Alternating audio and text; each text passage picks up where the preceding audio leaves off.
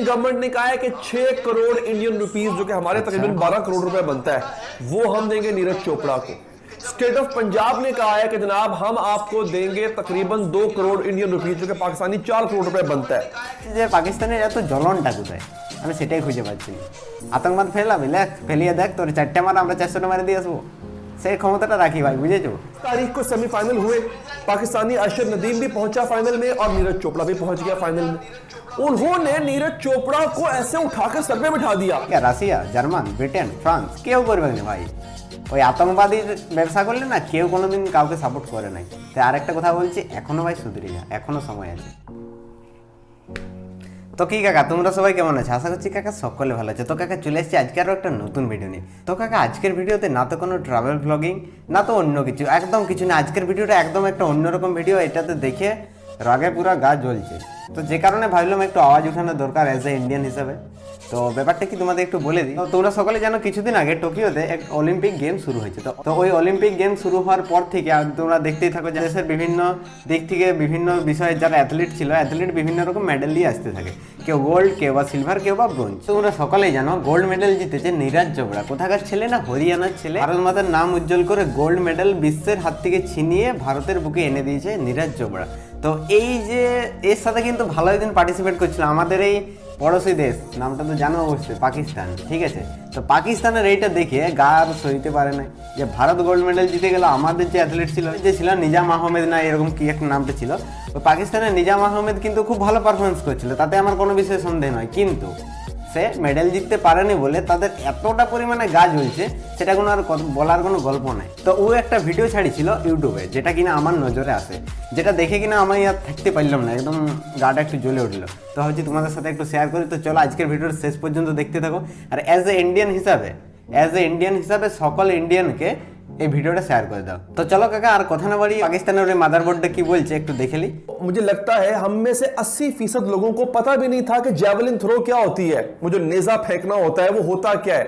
बल्कि अक्सर को तो ये भी इल्म नहीं था कि ये कोई गेम भी होती है कि नहीं होती है। और पहली दफा मैंने जिंदगी में, मुझ समेत बाकी तमाम लोगों ने, आप लोगों ने भी इनफैक्ट टीवी पर बैठ के पहली दफा हमने बड़े ही गौर से, बड़े ही एक्साइटेड होकर देखा कि अच्छा यार जैवलिन थ्रो का मुकाबला होने जा रहा है, क्योंकि उसमें अरशद नदीम था। আচ্ছা আচ্ছা, ব্যাপারটা ওইটা নয়। ব্যাপারটা হচ্ছে যে ও বলছে যে আমি জানতামই নেই যে জেভলিন থ্রোটা আসলে কি, বা এই জেভলিন থ্রো কিভাবে কি হয়। জেভলিন থ্রোটা রয়েছে, জেভলিন থ্রো যে পাকিস্তান মানে মোকাবিলা করছে, বা পাকিস্তানের একজন খেলাড়ি ওখানে খেলছে, এটাই আমার কাছে বিরাট ব্যাপার। এরকম কিছু একটা বলতে চাইছে। আরেকটা বলতে চাইছে যে আমি মানে একদম টিভিতে, গোটা পাকিস্তান টিভিতে দেখছি যে জ্যাভলিন থ্রো পাকিস্তানের পক্ষ থেকে যে করছিল, ও ভাবছে যে পাকিস্তানের পক্ষ থেকে করছে মানে গোল্ড মেডেল নিয়ে আসবে। তো দেখা যাক কতদূর কি হয়। দেখো ভাই তুমি একা শেখা লয়, আমরাও দেখছিলাম। আমি ভারতীয় সেদিন ক্রিকেটের টেস্ট ম্যাচ ছেড়ে দিয়ে আমি দেখছিলাম সেদিন জ্যাভলিন থ্রো। ঠিক আছে, আমি জ্যাভলিন থ্রো দেখছিলাম একটা কারণে, আমি জানি এই যে नीरज चोपड़ा আছে, नीरज चोपड़ा गोल्ड मेडल আনবে কি আনবে, क्योंकि उसके फाइनल्स में पाकिस्तानी ओलंपियन मौजूद था, मगर अरशद नदीम जो है वो पहला नंबर ना ला सका, तीसरे नंबर पर। गोल्ड मेडल पाकिस्तान के लिए, वाहिद गोल्ड मेडल पाकिस्तान के हिस्से में आना था जो कि ना ला सका। इसका अफसोस हमें बहुत हुआ, लेकिन हमने पूरी कौम का जज्बा है, मैं सराहता हूं उसको, कि हमने कहा कि जनाब आप भले ही मेडल नहीं जीत सके मगर आपने पाकिस्तानियों के दिल जीत लिए, इसमें कोई शक नहीं। আমি যে তোমার সিম্প্যাথিটা রয়েছে, সিম্প্যাথিটা বুঝতে পারছি, কিন্তু তোমার জন্য একটা ভালো মেসেজ, যদিও তুমি বাংলা বুঝবে না তবু একটু বলে দিচ্ছি, যদি কেউ পাকিস্তানি বাংলা বুঝে থাকো তো নিচে কমেন্ট বক্সে জানাবে। এই যে অলিম্পিক গেম আছে না, এখানে কোনো না তো সিম্প্যাথি, না তো এলাপাতি, না তো হোমিওপ্যাথি, কিচ্ছু চলে না ভাই। এখানে শুধু একটা প্যাথি চলে, তাহলে প্র্যাকটিস প্যাথি। যদি প্র্যাকটিস ভালো করে করো নেক্সট বার অবশ্যই পাবে। ভারতকে হারাতে পারবে না আমি জানি, কিন্তু তবু বলছি নেক্সট বার করতে হলেও তুমি সিলভারটা তো পাবে কমসে কম। তো দেখা যাক পরবর্তী কি হচ্ছে। যদি ও 3 নম্বরও আসতো জ্যাভলিন থ্রোতে, ও 3 নম্বরে আসে পরে যে ব্রোঞ্জের মেডেলটা পেতো, সেই ব্রোঞ্জের মেডেলটা পাকিস্তানের জন্য গোল্ড মেডেল হয়ে দাঁড়াতো। আরে দাঁড়াবেই নাই বা কেন? আজ 33 বছর ধরে, পেছনে 33 বছর ধরে পাকিস্তান, মানে আমার যখন জন্ম হয়নি তার আগের থেকে কি করছে পাকিস্তান, দেখছে আমি একটা মেডেল জিতবো, কোথায় না অলিম্পিকের যে কোনো গেমে। তো কোনো গেমে না তো কোনো মেডেল জিততে পারে, যে এই একটা পার্টিসিপেট কোথার থেকে গেছে কে জানে, ভগবান জানে। তো যাই হোক, আমি কোনো যে অ্যাথলিট রয়েছে, কোনো অ্যাথলিটকে আমি খারাপ মানে ছোট মনে করছি না, এইটাই তো আমি এটাই বলতে চাচ্ছি যে 33 বছর ধরে প্র্যাকটিসের তোদের অভাব রয়েছে। আরও বলছি ভালো করে প্র্যাকটিস কর যদি বাঁচার ইচ্ছা আছে। हम दिल ही जीत सकते हैं, हम मेडल नहीं जीत सकते हैं। आज की वीडियो में नाज़रीन आपको बताऊंगा कि जिस वक्त पाकिस्तानी ओलंपियन अरशद नदीम ट्रेनिंग कर रहा था, उस दौरान भारतीय नीरज चोपड़ा जिसने गोल्ड मेडल हासिल किया है इसी नेजा फेंकने के कंपटीशन में, उस वक्त वो क्या कर रहा था?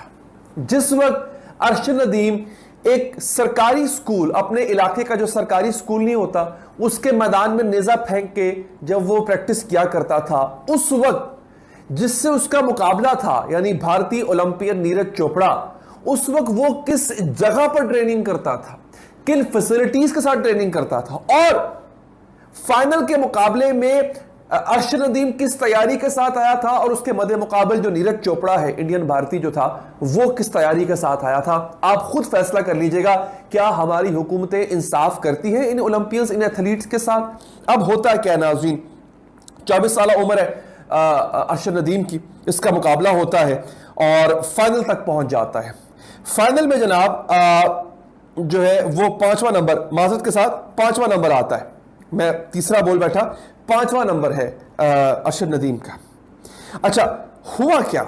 होता यह है कि नीरज चोपड़ा जो है वो 87 मीटर पर तक नेजा फेंकने में कामयाब हो जाता है, जबकि अरशद नदीम जो है वो 85 मीटर पर नेजा फेंकने में कामयाब होता है। इससे पहले सेमीफाइनल जो था उसमें अरशद नदीम ने 86 मीटर तक नेजा फेंका था। अब होता क्या नाज़रीन, इस तमाम जो हार हुई है बेचारे अरशद नदीम की, उसकी कहानी अरशद नदीम ने खुद सुनाई है। अरब न्यूज को इंटरव्यू देते हुए उन्होंने फोन पे जो बात की अरशद नदीम ने, मैं चाहता हूं आप वो फोन कॉल सुन लें, आपके सामने तमाम चीजें शीशा हो जाएंगी।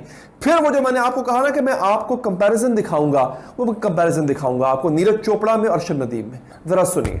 मैं अपना पाकिस्तानी कौम का भी शुक्रिया अदा करता हूँ, अपनी गवर्नमेंट का भी शुक्रिया करता हूँ। कौम ने मेरा कंपटीशन देखा है, क्वालिफाई राउंड भी देखा है, फाइनल भी देखा है, तो मैं अपने आप से बहुत शर्मिंदा हूँ कि मैंने अपना जो दुआएं थी मेरे साथ।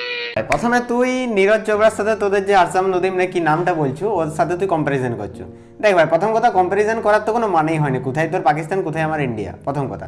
দ্বিতীয় কথা আর একটা যেটা ব্যাপার হচ্ছে, তুই যেটা বলছো নীরজ চোপড়া যখন তার নিজের স্কুলে যে মানে যে নর্মাল স্কুল রয়েছে সামনের আশেপাশে বগলবালে যে স্কুল রয়েছে সরকারি স্কুল, সেখানে গিয়ে কোনো ফ্যাসিলিটি বাদ লেখাপড়া শিখছিল, সেই সময় আমাদের ইন্ডিয়ান যে জ্যাভলিন থ্রোয়ার রয়েছিল সে সেই সময় কী করছিল, জার্মানে গিয়ে জ্যাভলিন থ্রোর জন্য প্র্যাকটিস করছিল। হ্যাঁ, এটা ঠিক, কিন্তু তুই একটা কথা বলতে চাইছু যে পাকিস্তানের অ্যাথলিট দিকে অতটা সুবিধা দেওয়া হয়নি, অতটা টাকা খরচা করা হয়নি। শুন ভাই, তোদেরকে একটা কথা বলি, ব্যাপারটা কি জানোস তো? ব্যাপারটা এই যে আমাদের জ্যাভলিন থ্রোর জন্য যে পার্টিসিপেন্ট রয়েছিল ইন্ডিয়ার পক্ষ থেকে নীরজ চোপড়াও কিন্তু যদি তুই লাইফ স্টোরিটা দেখুস বা তার স্ট্রাগলটা দেখুস, এরকম ছিল না, অতটা সহজ ছিল না।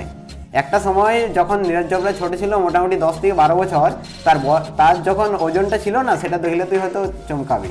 কথা বললাম, কানটা খোল আর শুনেলে, তার ওজনটা ছিল 90 কিলো, 90 কিলো তার ওজন ছিল। কিন্তু ট্রেনারের কাছে সে যখন ওজন কমাইতে গিয়েছিল, সেই সময় সে একজন জ্যাভলিন থ্রোয়ারের একটা স্ট্যাচু দেখেছিল, যে জ্যাভলিন থ্রোটা এইভাবে থ্রো করছে, যে জ্যাভলিনটা এইভাবে থ্রো করছে, দেখে তার মনে ইচ্ছা হয়েছিল যে আমিও একদিন জ্যাভলিন থ্রোয়ার বানবো। তারপরেরটা তো জানো, সেই কতটা স্ট্রাগল, কতটা কি না জানলে দেখলে আমাদের, তোদের মতো আমরা অত কিছু ডেটা ছুপিয়ে রাখিনি, দেখলে কতদূর কি রয়েছে।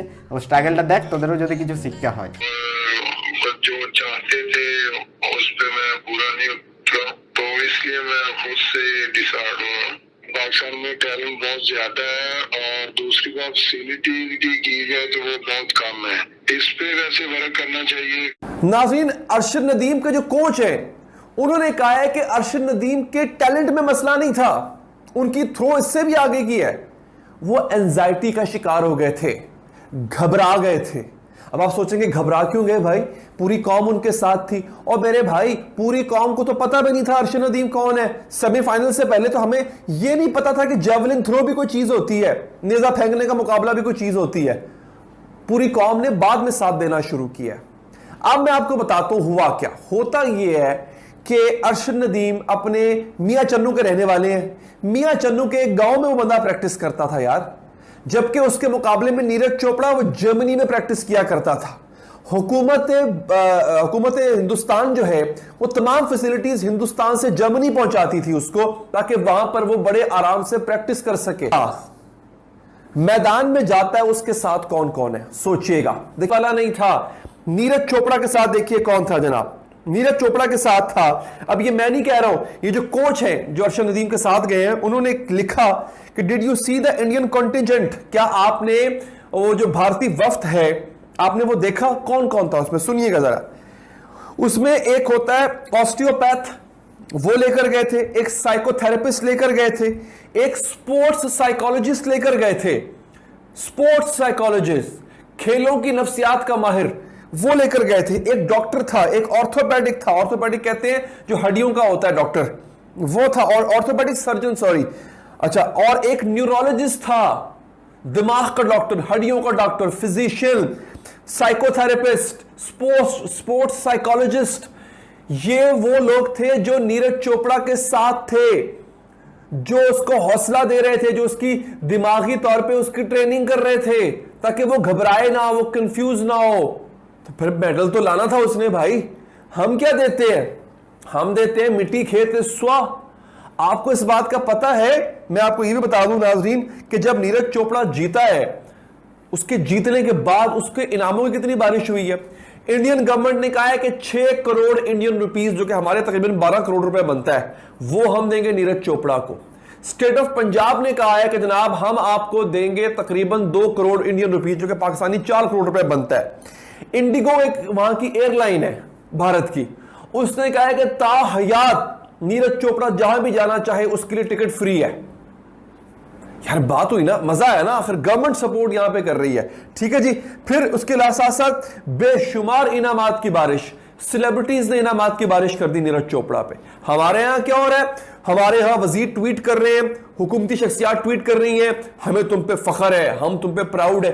किसी भी बंदे ने एक दफा नहीं कहा कि यार तुमने जिन नामसालिब हालात में तुमने ट्रेनिंग की है, तुम्हारा बड़ा हिम्मत है भाई, अब हम तुम्हें स्पॉन्सर करते हैं, अब हम तुम्हें सपोर्ट करते हैं। यहां पर इतनी बड़ी बड़ी कंपनीज हैं, इतने बड़े बड़े ब्रांड्स हैं, ये फजूल से टिकटॉकर्स को स्पॉन्सर कर रहे होते हैं।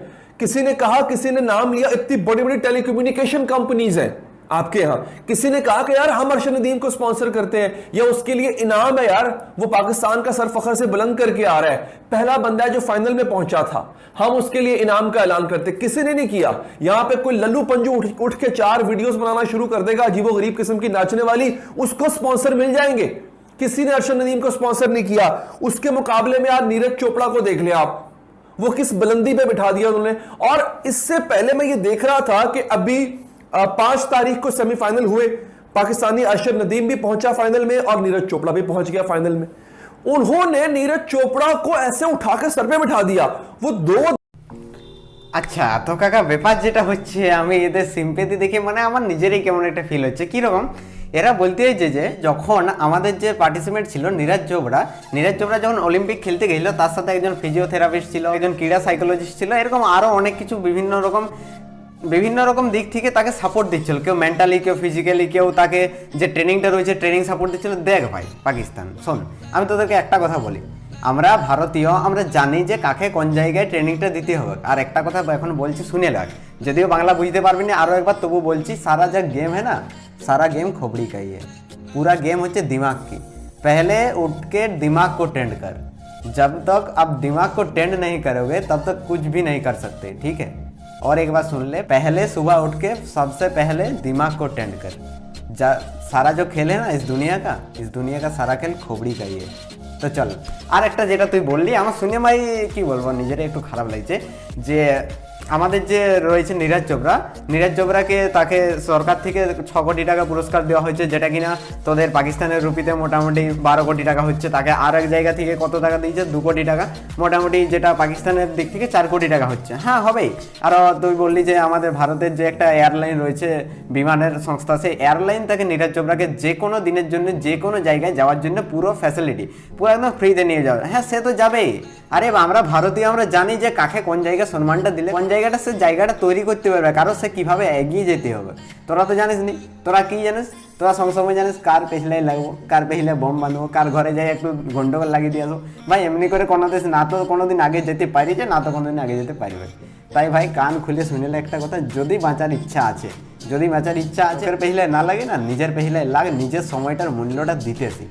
তো আরও একটা কথা বলে দিচ্ছি, তুই বলছিলি যে যে আমাদের ভারতের যে অ্যাথলিট ছিল নীরজ চোপড়াকে ট্রেন্ড করার জন্য কত কিছু ফ্যাসিলিটি দেওয়া হয়েছে, স্টেট গভর্নমেন্ট থেকেই হোক বা সেন্ট্রাল গভর্নমেন্ট থেকেই হোক, কত কিছু ফ্যাসিলিটি দেওয়া হয়েছে। আর হ্যাঁ, ও এটাও বলতে চাইছে যে পাকিস্তানি সেন্ট্রাল গভর্নমেন্ট বা স্টেট গভর্নমেন্ট থেকে এই ওদের যে অ্যাথলিট ছিল ওকে কোনো ফ্যাসিলিটি দেওয়া হয়নি। দেখ ভাই, দিবেক কোথার থেকে? এক তো পাকিস্তানের রায় সবাই জানে, সেটা আমার মুখে আর বলে বোঝানোর কোনো যুক্তি নাই। আরেকটা ব্যাপার হচ্ছে, পাকিস্তানকে বাইরের দেশ কতটা সাপোর্ট করে সেটা সবাই জানে। তার কারণ পাকিস্তানে বর্তমানে যে ফরেন ইনভেস্টিং রয়েছে তা হচ্ছে $16 বিলিয়ন। মানে বাইরের দেশ $16 বিলিয়ন পাকিস্তানকে ফান্ড করেছে কিছু করার জন্য। আর ভারতের কোটাও আছে জানো, 605 সংখ্যাটা মিলাইলে $605 বিলিয়ন উপরে। তাহলে তোদের আর আমার নিশ্চয়ই 50 গুণ বেশি।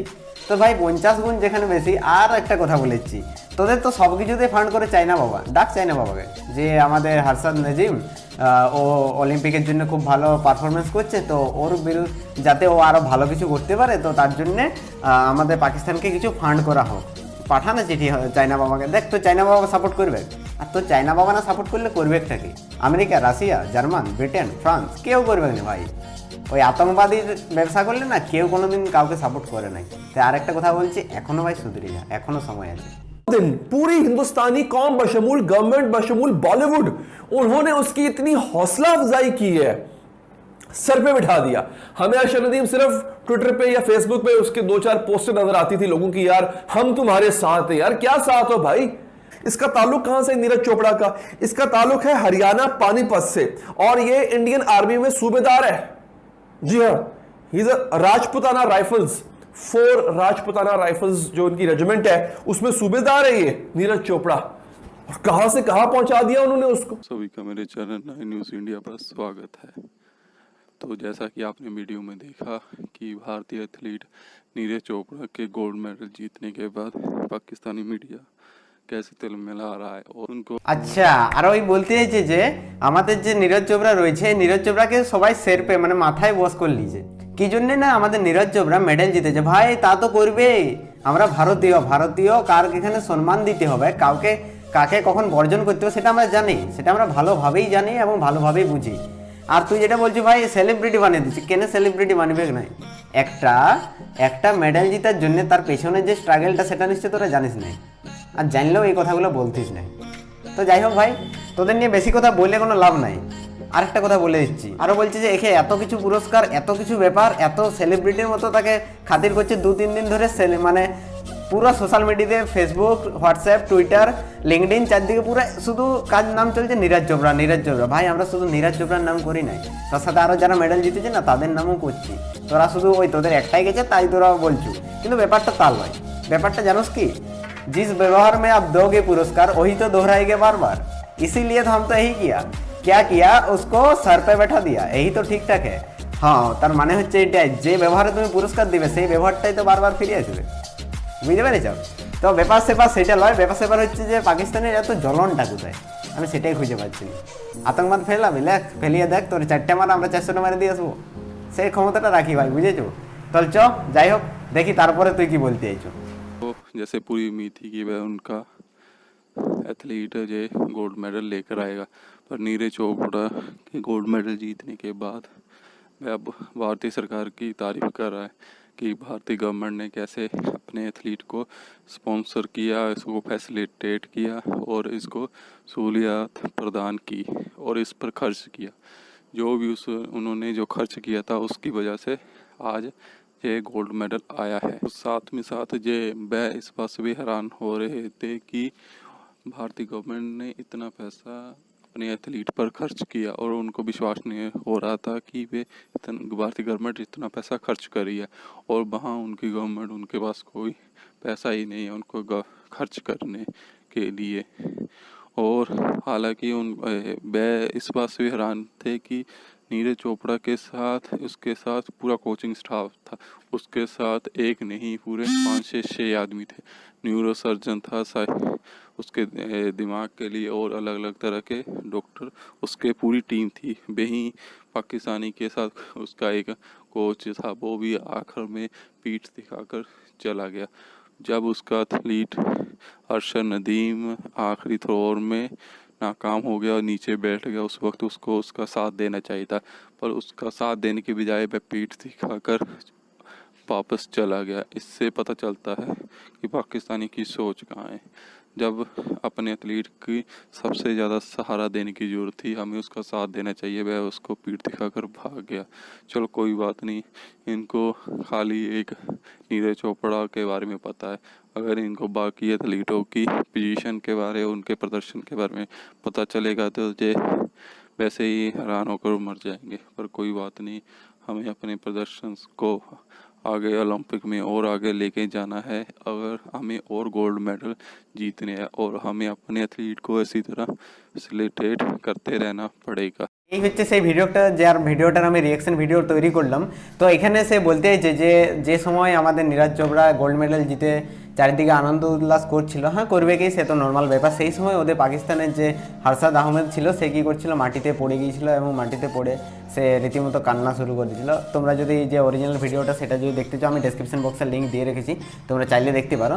তো দেখো ব্যাপার সেটা হচ্ছে না, ব্যাপার কি জানো তো, এই যে আমাদের ভারতে আপাতত যে 7টা মেডেল এসেছে, এই 7টা মেডেল নিয়ে কিন্তু খুশিতে থাকলে হবে না।